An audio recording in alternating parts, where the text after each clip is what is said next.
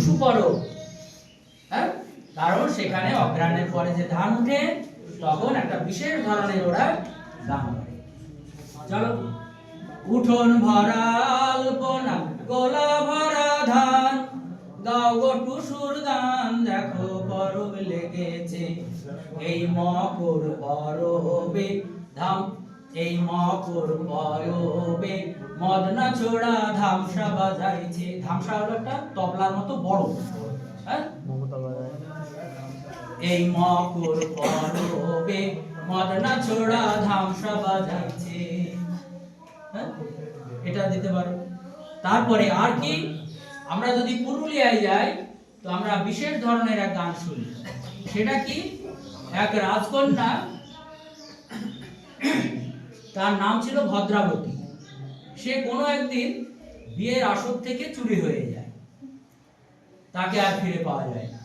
তাই ওখানকার মানুষের বিশ্বাস সেই ভদ্রা দেবী, যার ডাক নাম ছিল ভাদু, তাকে নিয়ে ওখানে মাসব্যাপী অনুষ্ঠান চলে। চলো, ভাদু আমার গরবিনী, ও গো আমার ভাদু মণি, ভাদু আমার গরবিনী, ও গো আমার ভাদু মণি, মাথায় দিব সোনার মুটুক, শাড়ি দিব জামদানি। এক লাইন করে। তারপরে দেখো এরকম আরো আছে। আচ্ছা, তোমরা দেখেছো লরিতে যখন কাঠ তুলে তখন কি শব্দ করে? হ্যাঁ, শুনেছো? কি বলে? হ্যাঁ, হিন হো, হিন হো, হিন হো। আচ্ছা দেখো, আগের যুগে যখন পালকিতে যানবাহন হিসাবে যখন পালকি ছিল, তখন বেয়ারারা কি করতো বলো তো? হুন হুনা রে হুন্না, হুন হুনা রে হুন্না, হুন হুনা রে হুন্না। এই একটু একটু করে করো আর এগিয়ে নিয়ে যাও। আর কি দেখেছো?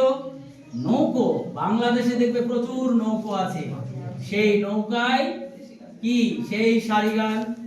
চলো, নাও ছাড়িয়া দে পাল উড়াইয়া দে, চল চলাইয়া চলুক রে নাও মাছ দই।